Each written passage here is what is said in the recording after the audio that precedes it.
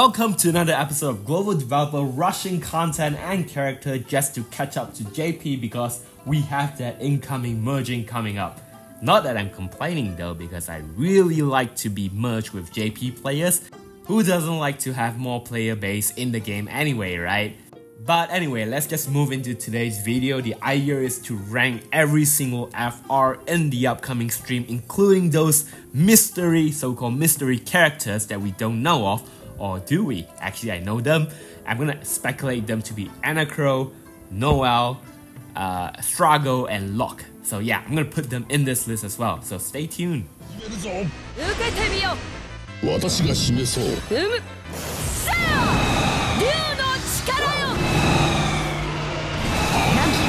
Starting off right at the bat, we have Golbas. Okay, I'm just gonna say Golbas is not bad. He's actually pretty decent. He provides 75% on his FR as a main, and he also has a 50% HP damage cap out, 50% HP damage damage up, and 50% bravery damage cap out in his FR. So a lot of aura tied to it, not to mention that his BT effect also provides him a huge ass 100% HP damage cap out, which is possibly the highest self HP damage cap out in the game at the current moment. He also has a freeze tied to his BT effect, where he just frees the entire enemy's bravery with the freeze aura. So basically like an aura version of Setza's freeze and Kate's LD call. But those can be utilized in calls, which makes Golbas' BT effect more like a bonus rather than a unique mechanics where you have to bring to counter an enemy's mechanic. So yeah. And Golbas, even though he has a very huge amount of HP damage cap out, it doesn't really help him when his HP dumps outside of his EX and his LD is so darn low. Like for example, his skill 1 is only a 5 AoE HP attack, and his skill 2 is a 7 single target HP attack with minimal splash.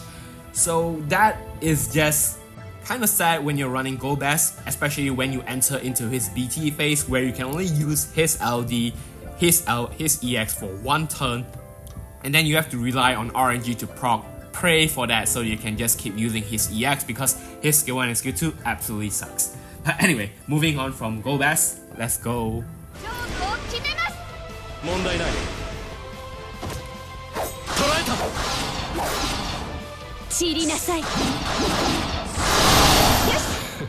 Alright, a lot of people is gonna hate me here because I know Queen is a fan favorite for most Final Fantasy Type 0 fan, but I'm gonna put her second dead last. So hear me out. Outside of her auras, Queen really doesn't excel in anything in my opinion. Her damage is subpar. She provides a 5 single target HP attack with her bravery converted bravery attack, and then a 7 HP attack with her converted HP attack with 20% splash. 20% splash, guys. What the fuck is that? But anyway, let's just take a look at her auras first. So if you use her FR as a main, it provides a 100% on turn. Delicious, right? But it comes with a cost, because 50% of that HP damage bonus is tied to you using a converted bravery or HP attack, and the additional 50% is you use melee attack. So how many melee attacker has their strongest attack tied to bravery or HP attack? If, to be honest, you can use anyone and anyone can actually provide this condition, but if you really want to capitalize on this effect, you have to use units such as only Machina, Oren, or Queen herself. So it kind of limits your team composition, but it's by no means bad because 100% is a lot. And she does provide 50% HP damage cap out and HP damage out on converted bravery and HP attack while her FR is active. So that itself is still a questionable FR main, depends on the team composition that you go for. Again, Queen also has very strong aura on her BT. She provides an 80% HP damage cap if you use converted bravery or HP attack, so sounds really familiar, right? Kind of like Ursula. But additional effect is that she provides the same amount of HP damage cap if you use EX as well. So units such as Noel, such as Squall, Enna, or even Strago, which come in this current roster as well, it's going to be really capitalizing on this effect because it's just so sweet. 80% HP damage cap up is just so nice. People underestimate this.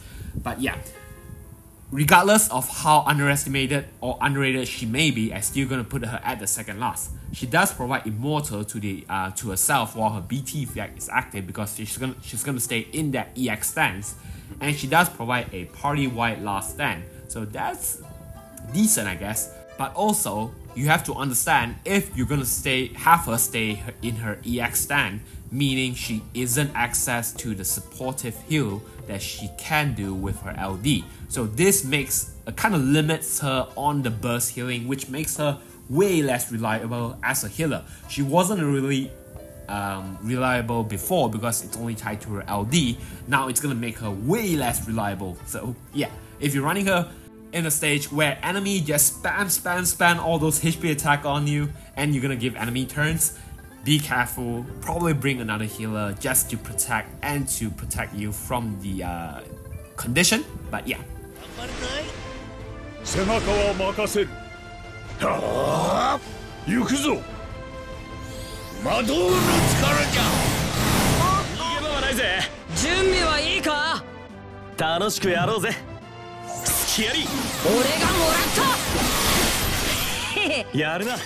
Alright, coming up next is gonna be really hard to put these two against each other, so I'm just gonna put them together. Call me a pussy if you may, I don't really care. It's hard to put them against each other here, to be honest.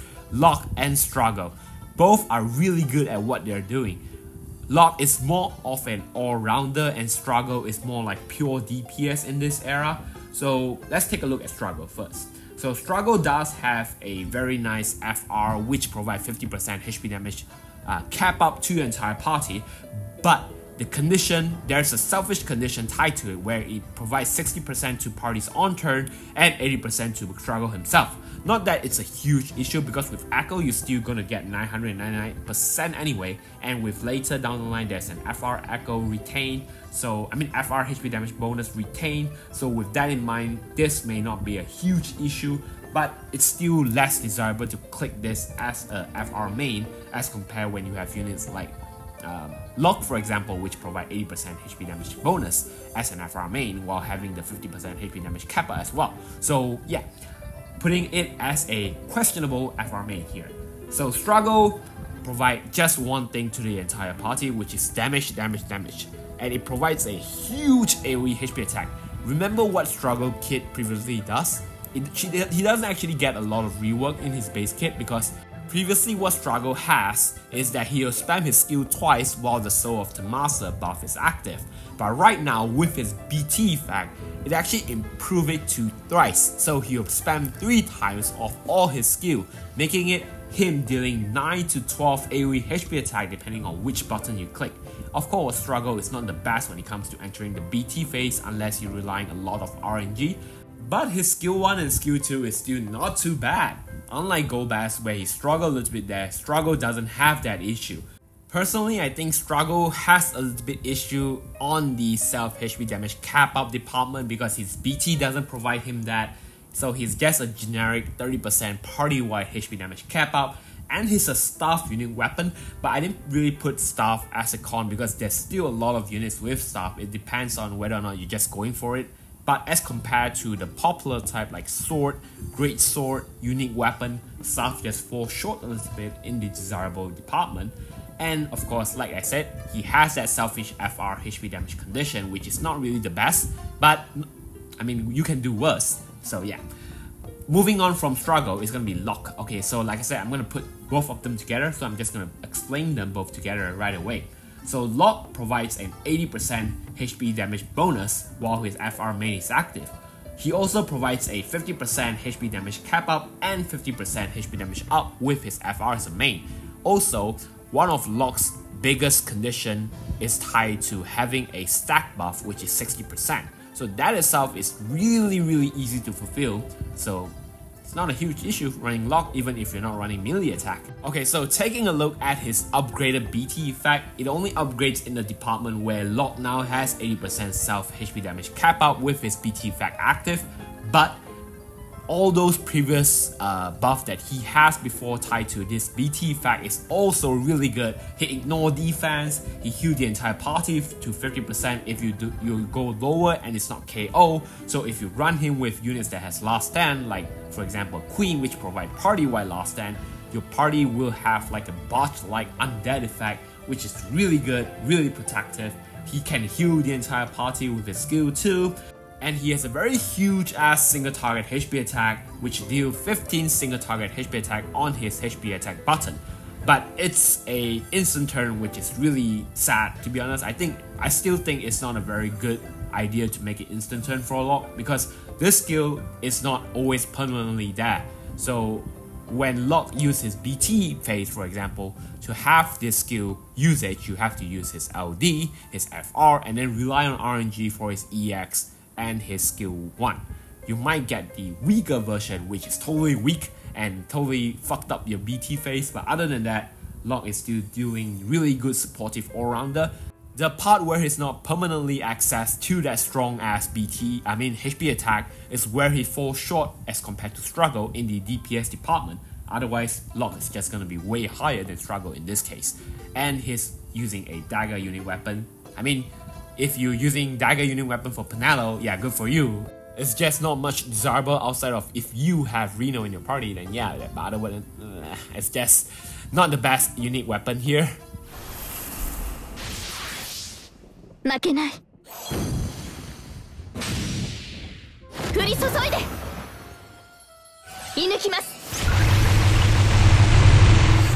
Okay, so I'm struggling a little bit to put Lenna this high, to be honest. Don't get me wrong, I love Lenna as a character, she's one of my favorite, and I definitely want to try to pull for her. No promise, because her kit is just so generic. She provides a 75% on turn HP damage condition while her FR main is active, and it can be superchargeable. Sounds familiar? It's exactly like Rosa in this sense, but Lenna doesn't have any single FR battery, so she can't supercharge her own FR.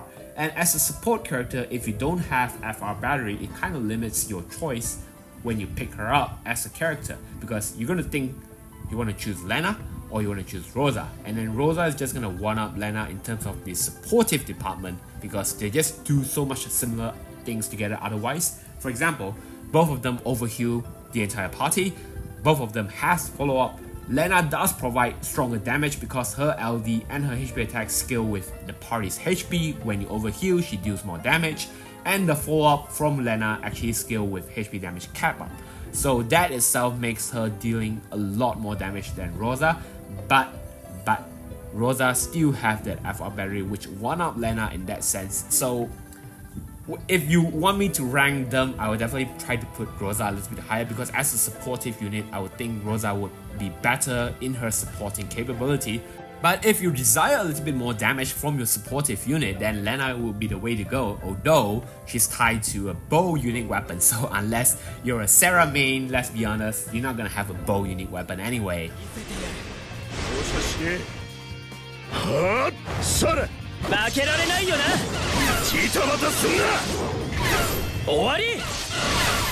Alright, so we come to the top 3. Yeah, this video is actually shorter than I thought, so maybe I should stop talking some shit to make sure this video can go as long as possible to capitalize on the money.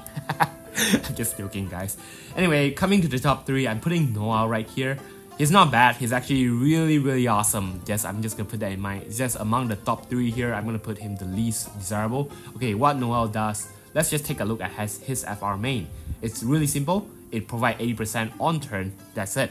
But the best part about his FR, outside of being able to provide 50% HP damage cap and HP damage out as an FR main, he also allows every single party attack to re-break the enemy. This is absolutely insane, guys, because the re-break can occur in follow-up, in traps, in counter, and it's absolutely crazy because Dorgan benefits so much from this. Every single re-break that you get, Dorgan is just gonna go all in with his follow-up attack. So that itself makes Noel and Dorgan to be one of the craziest combo that you're gonna get in this current era. So that itself makes Noel a lot stronger if you have Dorgan. If you don't have Dorgan though, then Noel is just gonna fall a little bit into the strong DPS department in my opinion. But if you have Dorgan, Noel is just so good. so freaking good. He has a unique ultimate weapon as well, which makes it really easy for him to pump all those damage for himself. He refill his EX completely right now with like Squall with his BT effect active. So yeah, he also provides 80% self HP damage cap out with his BT effect. So essentially it's just an upgrade over so many other characters. Noel is just really strong, really powerful to run with Dorgan. Even core ability like Minwoo Core or Furion Core can trigger the re-break as well. So just go ham with Noel and Dorgan and see those effects and just be amazed by it, guys.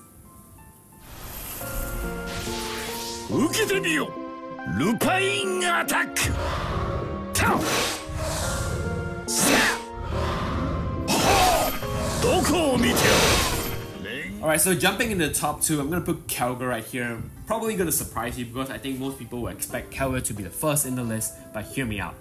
Tanks in the game at the current moment are the most uncreative characters that is designed by the developer at the current moment. Look at Oren, look at Ruby Kante, and now look at Kelger.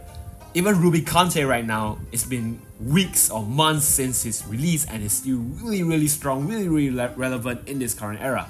So what Kelger does is that he provides a 50% HP damage bonus every time he evades. Note that he has to be the one that evades, and 10% while he attack, 5% while the party attack, even in on or off turn. So yeah. So Kelger essentially does have a 20% HP damage cap out tied to his FR main as well. He has preemptive attack on the enemy turn, so double preemptive attack if you have his BT effect active, and he also has a counter when he evades the enemy attack. And his EX buff provokes the enemy, so your provoke comes from a form of buff instead of a debuff, which is more reliable. And he has huge damage, of course, with all this effect, all this counter, all this preemptive attack goes into it, not to mention he's a sword unique weapon. However, Kelger doesn't have party-wide protection because he doesn't actually mitigate any damage from the enemy, and he doesn't actually have any HP healing or HP regen, which makes it a little bit harder if you're running him with a party where the enemy likes to spam AoE HP attack. So that can be tricky. But Kelger, normally in most cases, people like to run him solo or with core, and then core protects the enemy, protects the party already anyway, and provide that HP regen that Kelger lacks. So that itself just makes Kelger so much easier to run. So if you really want to pull for Kelger, by all means go for it. He's still a very strong character, undeniably strong. But I just found him to be really boring. Like Ruby Kante, he's just going to make stages way too easy. Your threat in the stage is basically 0 with Kelger active. As long as the enemy doesn't guarantee attack, Kelger is just always going to evade, counter. Yeah, definitely. I think the mistake from Square Enix, in my opinion, is that off-turn shouldn't have that many HP attack as compared to on-turn, because they are tank for a reason. They are not a DPS character. But Square Enix is making them a tank and an off-turn DPS character. I mean, what the hell? And then if units like Emperor comes back, what are they? Or if units like Minwoo. Minwoo is a off-turn DPS character, but he doesn't provide any tanking capability to the party. That's what the developer should go for, instead of just making all the tanks so strong and then you're just running them in the party because they do all the damage already anyway. Like Gladiolus, for example, in JP, he's just absolutely strong as well right now, which makes it absolutely boring. So yeah. 私に任せて。ちゃちゃっと終わらせましょう。払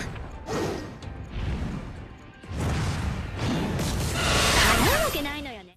Anyway, the top of my list today is gonna be Enna Kros. Okay, so Enna Kros, yes, the goddess of world of Final Fantasy. I don't care if she's a he or he's a dude or whatever, but I'm just gonna say she's waifu material right here.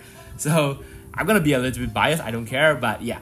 She has an FR main where you can get 80% on turn, pretty sweet, and it has a 50% HP damage cap up and 50% HP damage up when you use her FR as a main. It's really easy to fulfill because she gave all the buff already. So I mean, she gave up all the elemental enchant already this time with her BT effect, so yeah.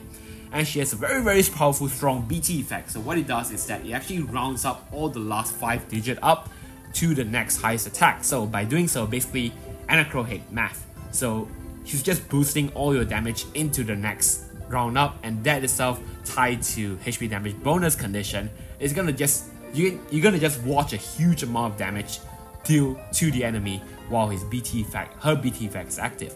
So essentially she's just like additional BT effect for you to cap above the ceiling. So yeah, I think it's nice. It's a really sweet FR, especially when you hit when you hit HP damage cap up. Don't worry about it, Enna Kros is just gonna boost your damage even more with her BT effect. Not to mention Enna Kros actually does very good damage as well. She has huge on-turn damage still with her LD and her EX, just maybe not entering her BT phase because you're relying too much on her RNG. And then she has turn deletion, which is nice for turn manipulation, I guess. She does have low turn rate though, so that might be undesirable because Enna Kros does good damage and you might want her to get some turn in. She's a unique weapon as well. I mean unique ultimate weapon as well, so that can easily boost Enna Kros damage. I'll argue that her only flaws aside from the low turn rate and the BT phase being the EX being very RNG proc, she's also tied to Holy and Dark Elemental, which it's not that common to be locked out, but still, she does provide to the entire party, so it's not her that one that suffer only. So that itself may be an issue if the stage has elemental issue. But anyway, coming to an end, basically this is all my ranking. What about you guys? Do you guys have different opinion? Please let me know. I believe there's a little bit controversy here because some people may think Kelger is higher, some people may think Noel is even second, and then Enna Kros may be third, but I'm just gonna put this as my rank at the moment. As for pulling my pool plans, I'm definitely going for Enna Kros, definitely going for Noel, skipping Kelger because I'm not gonna use him anyway. I'd rather use Ruby Kante, to be honest. I have his full kit already, I just didn't BT plus him. Just putting a BT plus is not hard too, so I'm not gonna waste my resources pulling another character. And Ruby Kante is green, so that's the better crystal passive for me. Anyway, aside from those, I'm also pulling for Queen because Squall benefits a lot from Queen. But I'm actually thinking whether to pull for Lenna. Because while I really like Lenna, there's also dues to be considered which will come in the next roster, I believe, and I really want dues. Lenna is good for Leviathan Spiritus as well, so yeah, I think I might pull Lenna. It depends on my resources. It's still rather healthy at the moment, and of course, Spiritus is always nice because it gives tons of resources. Yeah, you know what? I think I'm gonna pull Lenna. So there's 4 units I'm gonna pull. That's a lot of units out of all this roster. 4 units out of 7 units. But I already have Noel's BT though, and getting the FR only while chasing for Enna Kros BT should be doable. As for Locke, I do have his BT and I might max him out if I get his luck set, his FR. Struggle, sadly I'm gonna skip him. But yeah, that's the pool plan for now. What about you guys? You guys pulling for any of this character? I mean Noel and Enna Kros is quite a popular one right here, and then Kelger, of course, everyone wants easy time, just go for Kelger. He's just gonna make your content really easy. But yeah, thank you again guys for watching, and I'll see you guys in the next video. Cheers.